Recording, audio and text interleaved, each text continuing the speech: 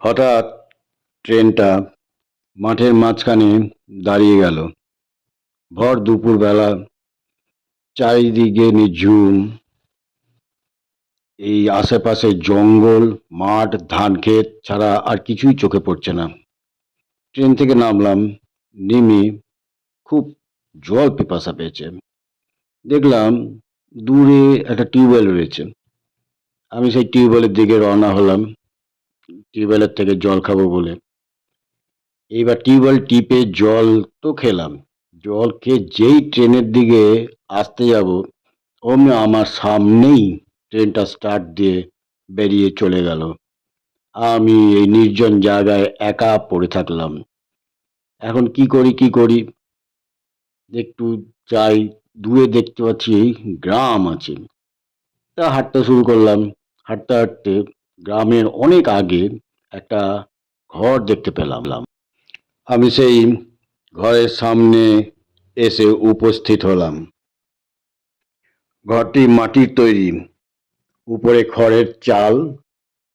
আমি ধীরে ধীরে সেই ঘরটির সামনে এসে ডাকলাম, হ্যালো, হ্যাঁ শুনছেন? বলছি বাড়িতে কেউ আছেন? আমি অনেক দূর থেকে এসেছি একটু আশ্রয়ের জন্য।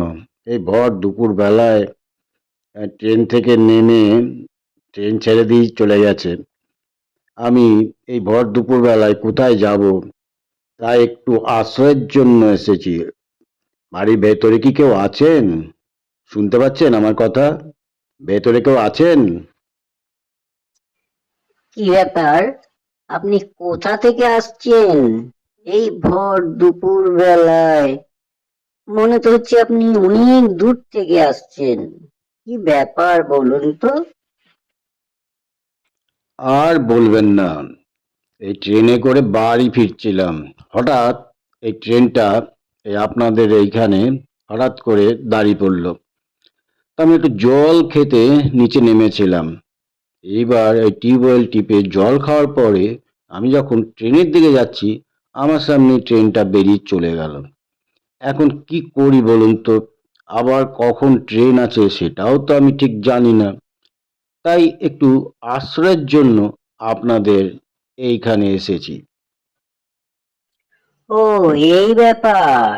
এই জন্য চিন্তা করবেন না, আপনি আমাদের বাড়িতেই থাকতে পারেন, কয়েক ঘন্টা বিশ্রাম করুন। আর রাত্রি 12টার আগে তো আর ট্রেন নেই, অতএব আপনাকে এখানে থেকে যেতেই হবে। চিন্তা করবেন না, এখানে আমি আর আমার বাবা থাকেন। বাবা ঘুম হচ্ছেন। আপনি আসুন, ভেতরে আসুন। আপনি কয়েক ঘন্টা বিশ্রাম করে তারপরে যাবেন। সংকোচ করার কিচ্ছু নেই। রাত্রি 12টার আগে আপনি ট্রেন পাবেন না। সেই ট্রেন, পরের যে ট্রেনটি, সেটি রাত্রি 12টার সময় এই নেক্সট স্টেশন থেকে ছাড়বে। আসুন, ভেতরে আসুন। অগত্যার কি করা যায়? ভেতরেই গেলাম। ভেতরে দেখলাম বেশ বড়সড় একটি ঘর, আর একটি খাটের উপরে এক বয়স্ক ভদ্রলোক ঘুমিয়ে আছেন। তা আমি গিয়ে ঘরের মধ্যে গিয়ে বসলাম, কিছু কথাবার্তাও হলো।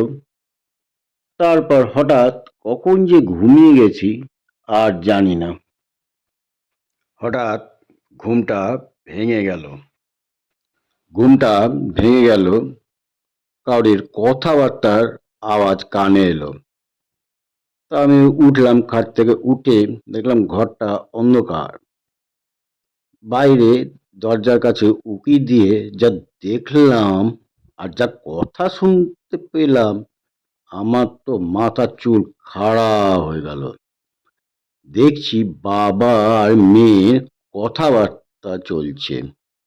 সেই কথাবার্তা শুনে তো আমার আত্মারাম খাঁচা। এইবার কি কথাবার্তা হচ্ছে এবার একটু শুনুন। এই শোন, মন দিয়ে শোন। ছেলেটাকে কিন্তু একদম হাতছাড়া করা যাবে না। এরকম হৃষ্টপুষ্ট নাদুস নুদুস ছেলে কোথায় পাবি? ওকে আজ আমরা ঘাড় মুটকাবো, বুঝেছিস? তুই যাবি, গিয়ে বিছানার উপর চেপে ধরবি, আর আমি ওর মুন্ডুটা ধরে কাপাট করে গুড়িয়ে দেবো, তাহলে ঘাটটা ভেঙে যাবে। বাস, তারপর বাবার মেয়ের বুড়ি গোচ্ছ হবে। অনেক দিন ভালো মন্দ কিছু খাইনি, বুঝেছিস? হ্যাঁ, তুই তাহলে আর অন্যথা করবি না। তাহলে চল, রাত্রি অনেক হয়েছে, তাড়াতাড়ি আজকে রাত্রের বেশ খাওয়া দাওয়াটা ভালোই হবে। তাড়াতাড়ি চল, অনেক রাত্রি হয়ে গেল। আর কখন খাওয়া দাওয়া করবো? তাড়াতাড়ি কর। শোনো বাবা, এই ছেলেটাকে ছেড়ে দাও। ছেলেটার উপর আমার বেশ মায়া জমেছে। আমরা তো আরো খাবার সন্ধান করতে পারি। ছেলেটাকে তুমি আর মেরো না, ছেলেটাকে ছেড়ে দাও। আমার এই অনুরোধটুকু রাখো। না না, তুই অন্যথা করিস নে। আমাদের দয়া মায়া করতে নেই। শিগগিরই চল, না হলে ছেলেটা আবার উঠে পড়বে। এবার সব জানাজানি হয়ে গেলে ছেলেটা পালিয়ে যাবে। তাড়াতাড়ি চল, একদম অন্যথা করবি না। যা বলছি তাই শোন। চ, তাড়াতাড়ি চ। আমি বাবা মেয়ের কথা শুনে আমি তাড়াতাড়ি বাড়ি থেকে বেরিয়ে গ্রামের রাস্তায় চলে এলাম। গ্রামের রাস্তায় এসে জোরে দৌড়াতে শুরু করলাম। সামনে দেখছি একটা কুকুর। হঠাৎ করে দেখছি কুকুরটা আবার হাড় কঙ্কাল হয়ে গেল। তার মানে এইটাও তাহলে প্রেতাত্মা। আমি তাড়াতাড়ি করে রেল লাইনের উদ্দেশ্যে জোরে দৌড়াতে লাগলাম। রেল লাইনে গিয়ে রেলের লাইন দিয়ে বরাবর গিয়ে আমি নেক্সট স্টেশনটাতে যেতে পারবো। আমি তো দৌড়াচ্ছি, তারপরে দেখছি ও বাবা, পেছন দিকে আবার বাবার মেয়ে, ওরা দুজন। এইবার ওদের আসল রূপ দেখতে পাচ্ছি। দুজন হাড় কঙ্কাল প্রেতাত্মা আমার পেছনে ধাওয়া করেছে।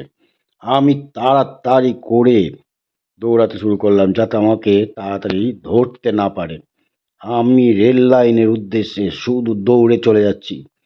রেল লাইন থেকে জানি রাত্রি 12টার সময় ট্রেন আছে। রেল লাইন ধরে সোজা স্টেশনে পৌঁছাতে পারলেই ব্যাস আমি ট্রেনটা পেয়ে যাব। ট্রেনটা পেয়ে গেলেই সেই বাড়িতে নিশ্চিন্ত মনে ফিরতে পারবো। তাড়াতাড়ি জোরে পা চালালাম। তারপর দেখছি বাবা মেয়ে কিছুতেই পেছন ছাড়ছে না। আমার পেছন পেছন চলে আসছে। আমি আরো জোরে দৌড়াতে শুরু করলাম। লক্ষ্য আমার শুধু সামনে সেই রেল লাইন। রেল লাইন পেয়ে গেলেই বাস রেল লাইন ধরে আমি সামনে স্টেশনের দিকে এগিয়ে যাব। স্টেশনে পৌঁছাতে পারলেই স্বস্তি। অবশেষে ট্রেন লাইনে এসে উপস্থিত হলাম। যাক, বাঁচলাম। ওই দূরে স্টেশনে ট্রেনটা দাঁড়িয়েই আছে দেখতে পাচ্ছি। একটু পা চালিয়ে তাড়াতাড়ি ট্রেনটা ধরতে পারলেই আমার স্বস্তি। যাক, অবশেষে ট্রেনটা ধরতে পারলাম। ট্রেনে তো উঠে পড়লাম। এইবার দেখছি ট্রেনের ভেতর অনেক বেশ কয়েকজন প্যাসেঞ্জারও আছে। এইবার আর মনে হয় ভয়ের কিছু নেই। এইবার বাড়িতে ফিরতে পারলেই ভালো। দেখা যাক এবার আর কি হয়। আর তবে বাবা ঠিক করেছি, এই যেখানে সেখানে ট্রেন থামলে পরে আর ট্রেন থেকে আমি নামবো না। ট্রেন থেকে আমি আর নামছি না, ওই ট্রেনের মধ্যেই থাকবো। পরে অবশ্য জেনেছিলাম ওই বাড়িটিতে বাবার মেয়ে থাকতো। কোনো এক অজ্ঞাত কারণে তাদের অপমৃত্যু ঘটে। তারপর থেকেই এই গ্রামের মানুষেরা এদের প্রেতাত্মা দেখতে পায়। ওই ঘরের মধ্যে তাদেরকে ঘোরাফেরা করতে দেখে। মাঝে মধ্যে কিছু ছাগল গরুও উধাও হয়ে যায়। যা হোক, আজকের এই দিনটির কথা আমার বহু দিন মনে থাকবে। কোনোদিনই আমি আর এই দিনটির কথা ভুলতে পারবো না। যাই হোক, আপনাদের কিরকম লাগলো একটু জানাবেন। আর আপনাদের কাছে অনুরোধ, আমার চ্যানেলটিকে সাবস্ক্রাইব করতে ভুলবেন না। আপনাদের সঙ্গে আবার সাক্ষাৎ হবে সামনের রবিবার ঠিক বিকেল 4টের সময়। নমস্কার, ভালো থাকবেন।